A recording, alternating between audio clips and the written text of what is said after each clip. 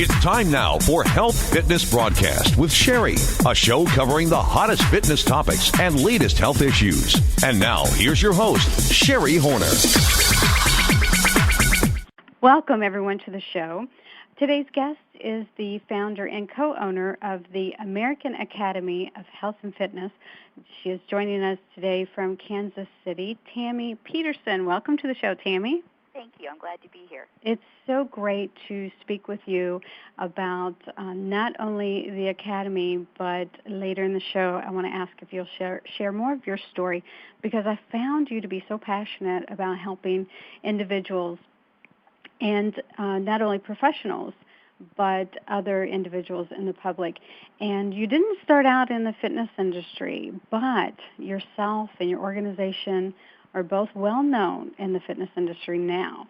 So first of all, can you explain to us what exactly the American Academy of Health and Fitness does? We provide specialty certifications and continuing education programs, mostly in a home study format, for fitness professionals, wellness professionals, spanning the range of personal training, group exercise instructors, health and wellness coaches, athletic trainers, and certified nurses' aides. So programs to help them advance and work with special populations, mostly in the area of older adults and youth. The bookends, the youth and the seniors, are often forgotten, and I think it's great that your organization offers education for those fitness professionals that are wanting to move into that area, because I think we're really focused on everyone in the middle. But you kind of encourage everyone, or really encourage everyone, to look at those two different age groups and not forget, I want to say it like this, not to write off the older adults and forget, well, they're older and that's all they can do and that's all they'll be. So anyway, I just want to thank you for offering all this education for individuals that want to work with those age groups. Well, thank you for recognizing that, the education piece of working with those groups is important. And I believe that a lot of trainers are aware that the youth and that older adults are good opportunities or good areas that they might want to focus their training or their time and energy. But I think that a lot of people don't realize that they need extra training to work with those groups.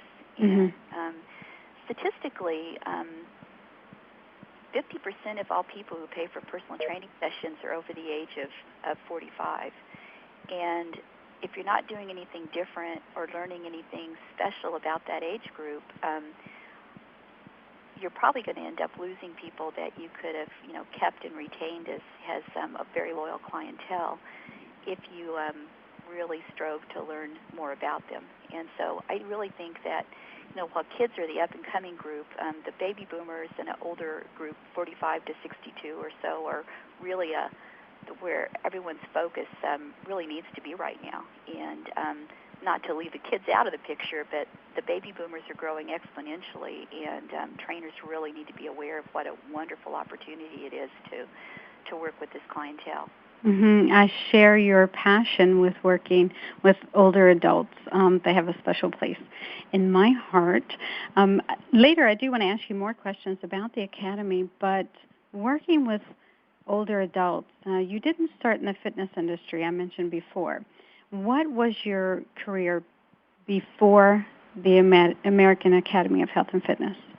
Well, I actually have a bachelor's degree in marketing and economics, mm-hmm. and I got out of school, and my husband's a physician, so I worked for about 10 years after school and put him through school and through medical school. And then I left the workforce to raise 3 kids. And after my kids were of an age where they were able to kind of be self-sufficient, I decided to look around and see what else I could do to stay busy. And I started to do volunteer work with a local nursing home group in the Kansas City area, they were interested in doing an assisted living facility, and I wanted to see it grown into a whole campus where we had assisted living, a nursing home, even independent living. So a continuum care retirement community is more the technical term for that. But I wanted to go a step farther and have a daycare and a health and fitness center so we could be kind of the center of our region or our area, our district, for anything that was related to aging or successful aging. And I wanted to have it be more of a destination for things other than just long-term care. And my goal was the marketing side of that, to do some of the marketing analysis, and that was my background. And so I jumped into that, and that's what kind of accidentally catapulted me into the fitness side of things. Mm-hmm. Isn't that amazing how that works? And you have a really great story, so I want you to go ahead and continue. Well, I had been charged then with looking at how to set up a fitness center. And they wanted equipment, and they wanted, there was a local hospital that said that if you will build it, we will staff it, and we will manage it. And so here I am suddenly going, oh, geez, I don't know much about fitness equipment. And so they sent me to a club industry conference, and I went there to learn about fitness equipment. And it was another one of those things that didn't quite go the way I'd expected, and I ended up actually meeting Wayne Westcott at that conference. And so it ended up going the way that it was supposed to be, even though it wasn't your original plan, right? That's right. I mean, it was the farthest thing from my mind was actually ended up ever being in the industry to do educational programs for fitness professionals. You know, I just wanted to buy fitness equipment and get that fitness center going, and then I never intended to have anything else to do with fitness except from a personal standpoint. Right. So Wayne Westcott is internationally known strength training expert. So go ahead and tell us how you met Wayne. Well, I didn't even know who Wayne was because, again, I wasn't in the fitness industry. I'm some marketing girl that, doesn't have a clue about anyone who is in the fitness industry. And even though he was well known, I wasn't looking for education in that area when I went to club industry. So I kind of got into a class that he was teaching, a session he was teaching, kind of by accident, so it wasn't my goal. And when I walked in the door, he had a picture of an older adult, a senior, an elderly person sitting in a chair with their chin on their chest, and he was asking the group, the class, what's wrong with this person? And no one was really answering, and finally a couple of hands went up, and they said, well, she's old. And he said, so that's what's wrong with her, is she's old? This is what happens when you're old? Do you think this is what has to happen? And so he was leading people into a study that he'd done at a John Knox retirement community. And just in a nutshell, the focus of that study was to see if they could increase strength in a group of very old people who were so frail that most of them were in wheelchairs. And at the end of a 12-week study, they had increased lower body strength by 80%, upper body strength by 40%, and a lot of those people had lost their walkers or their wheelchairs. Some had gone back to assisted living to live with spouses. And so at that point, I'm like, I'm all ears, Mm-hmm. Yeah, I would be too. Can we really do this kind of stuff? Is this not, is this possible? And so that was kind of where I got interested in thinking, I want to be part of this. I want to be part of the change. I want to be part of teaching people that this is possible. And so I became a Wayne Westcott fan, and it's just kind of amazing that years later I actually get to work with Wayne. And so if I could credit one person with really spiking my interest in the fitness industry or sparking my interest and getting me, going, it would be Wayne Westcott. Mm-hmm, absolutely. And he has written several books, and he's a great author. And now he works with the American Academy of Health and Fitness. He works with us as a presenter, and I still have to pinch myself every time we go out and present because I just feel really privileged that I get to stay in touch with and work with someone who I've always looked up to, and I think he's not only an incredible person, an incredible author. He's a great guy, and he seems so nice sometimes that you think that it's not sincere, but he's one of the nicest guys I've ever met, and he really has a passion, and he's able to transfer that passion to other people because he's so passionate about working with people, with older adults and with kids. And so I just have to credit him with a lot of opening my eyes to what was possible, and he's always very supportive, and I feel like a lot of the if you ever get a chance to go listen to him speak, or to become part of one of the workshops that we do, I highly encourage it because you'll learn a lot. And so I'm kind of the knowledge provider. I'm the person behind the scenes that writes things, and Wayne's the person that's very good at presenting. And so together we make a really good team.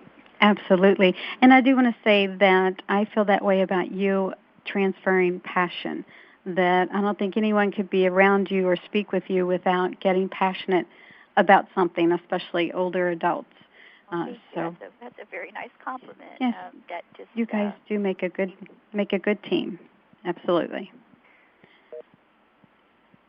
So then you started the American Academy of Health and Fitness in 2003?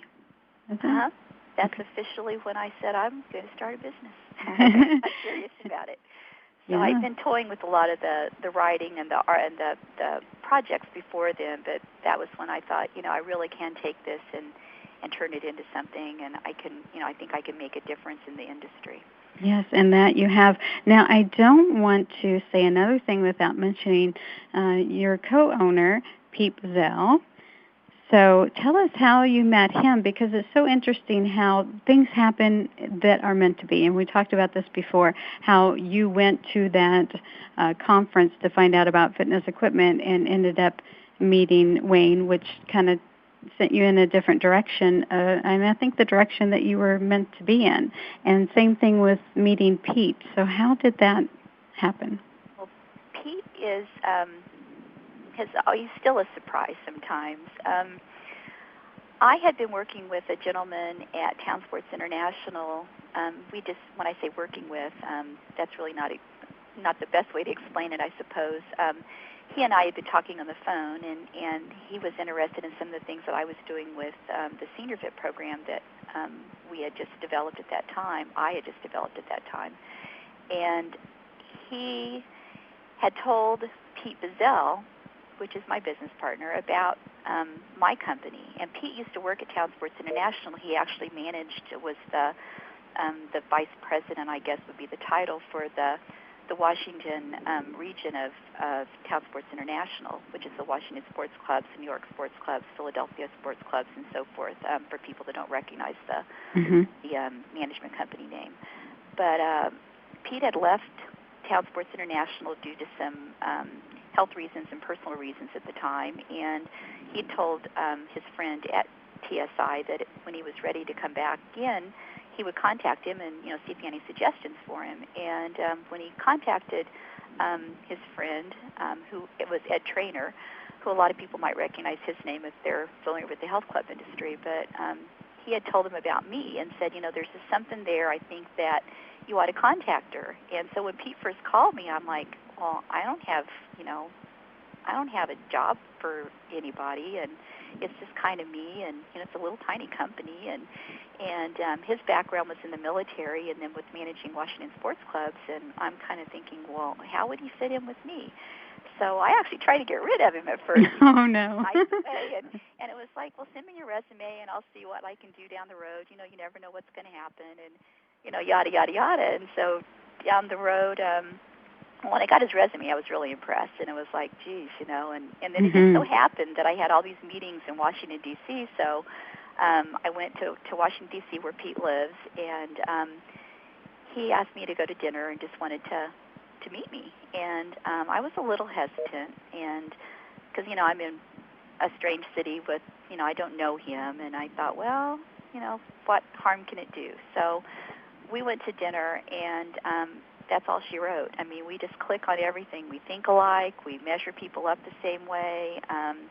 He's just a wonderful business partner. I can't imagine where I would be if I hadn't found him. So again, I think that, it was meant to be that he was placed in my path, and it's just kind of like with Wayne Westcott. And in a roundabout way, what's funny is Ed Traynor, who's the man that introduced me to Pete, also knows Wayne Westcott quite well. So it's a small world. It is. And so we get all the four of us together, and it's really a fun group because we've all, have an interaction, our history with each other before we met everyone in the group. So it's kind of a funny how things turn out sometimes. Absolutely. I think they turn out exactly how they were meant to be, and it is a small world. And back in the day, way back in the day when fitness clubs were referred to as spas, we used to say the spa world is a small world, and you do end up being connected, like the 6 degrees of separation. You end up being connected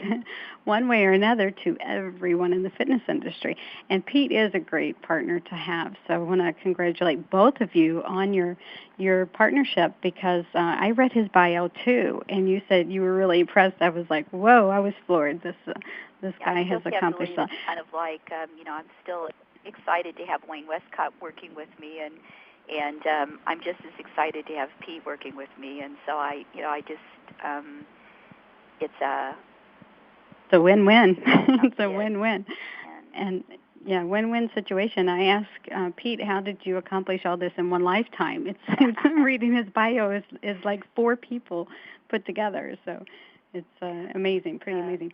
And that's what's kind of funny, too, is all the stuff that the guy's done, all the places he's been, and, here's the girl from Kansas, and then here's the guy that, grew up on the East Coast, went to West Point, was a colonel in the Army. I mean, all the things that he's done, working with Town Sports International, and then here's little old me, and it's like, I can't believe that we think alike. I can't believe that we've got enough in common that, we really click the way we do. So it's kind of funny to...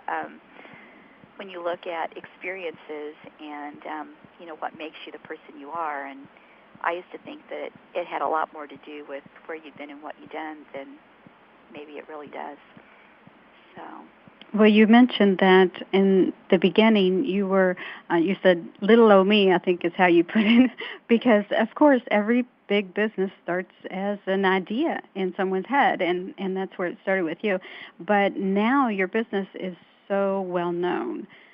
The American Academy of Health and Fitness is known in the fitness industry and recognized and accepted for continuing educations by multiple organizations.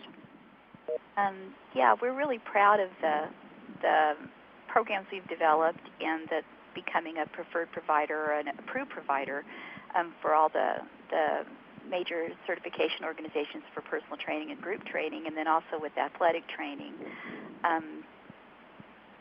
I don't know that, I think we're very well known as far as the certification organizations.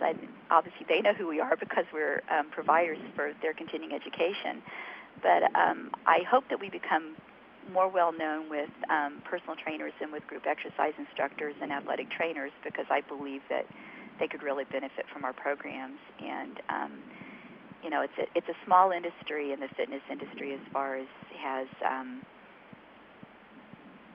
the certifications and working with the business end of things. It's a much bigger industry when you start looking at all the exercise and fitness professionals that are out there, and those are the people that I ultimately want to touch and want to help understand what they need to know to be safe and effective fitness professionals when they're working with special populations. Mm-hmm. Which are the youth and the seniors.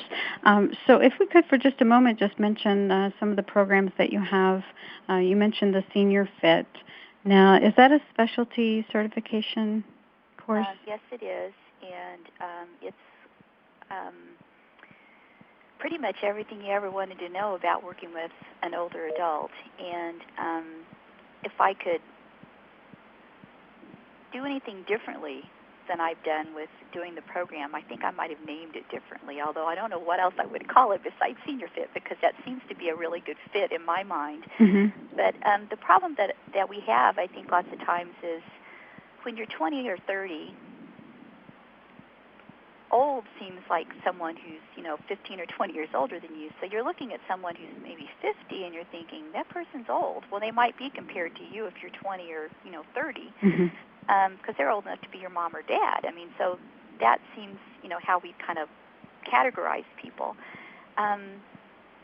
is from looking at our perspective. And so someone that's older than you is old sometimes, so I guess most of the time. And I'd like to make people aware, though, that, that person who's 50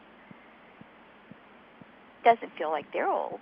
And right. So when you start thinking about, talking about me, if I'm in my 50s, and if someone considers me elderly, I'm going to be very much offended. Yes, and, absolutely. That's the thing that I think that we need, that I would like to get across differently to people, is that we're talking about working with mature adults, and by mature, I'm talking someone who's 45 or older, and the reason I'm talking about that being mature is that because that's when a lot of things start to happen that you start to notice. I mean, if you've had a sedentary lifestyle, you may be starting to deal with high blood pressure and high cholesterol, and maybe you've got, your knee hurts or your shoulder hurts. You're starting to deal with a little bit of arthritis, and so there's different things like that all become part of the aging process, but it doesn't mean that you're elderly, and right. It doesn't mean that you can't do things. It doesn't mean that, you have to sit back and become a couch potato. And I think that too much in our industry, people start to look at someone around the age of 50 and go, they're old, they can't do what, everybody else can do. And I'd like to change that idea. And while we might need to know more to safely and effectively work with these people, they're certainly not, not ready for silver sneakers programs and for, the seated exercise program. I mean, they can do pretty much everything a younger person can do. It's all about individualizing a program. It's all about knowing what to look for. It's all about gradually and progressively moving up with that person as they improve. Mm-hmm. So, I agree. So if you could change anything, you would have named it Mature Adult Fitness? Maybe. Or, I'm not even sure if that was the right message. Yeah. I think I'm okay with senior fit as long as I can get the message out that it's not 65 or older. And that, it doesn't have to be 65 or older. And the other thing is senior can be it can also be a positive term, and I don't think we look at that very often. I mean, right. Senior is if you're the senior vice president, that's a good thing. If you're the senior partner, that's a good thing. Good if you're point. Senior in high school, I think that that senior in high school thinks it's a good thing. So I wish we could start conveying the word senior to mean experience and knowledge instead of being old. I mean, that's right. I wish I could change the paradigm, I suppose, for that word. I like that, Tammy. I like that senior thing. That's good. Senior is a good word. A good word. So you also have better than the alternative, as my dad would say.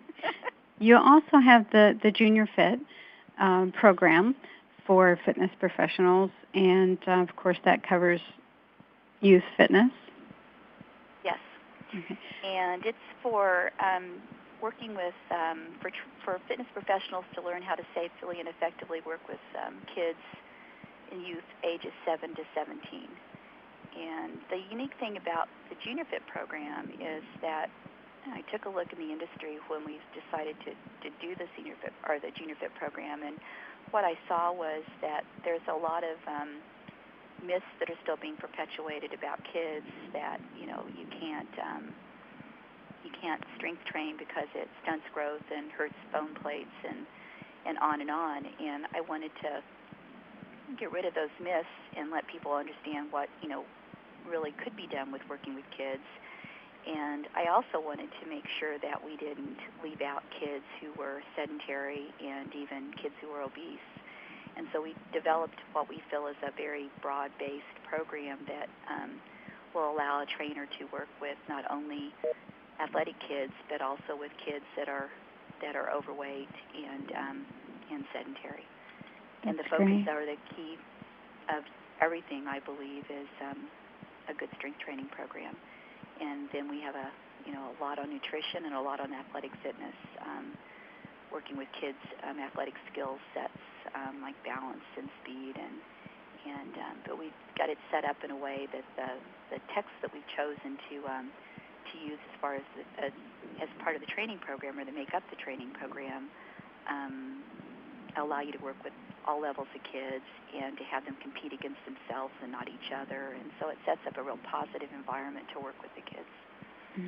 You have really put together a great program, and you shared some things like, I just want to say thanks, because my joy is to find the story behind the story. There are so many great fitness professionals and athletes out there that have accomplished so many great things like you have, and there's always a story that leads to the story.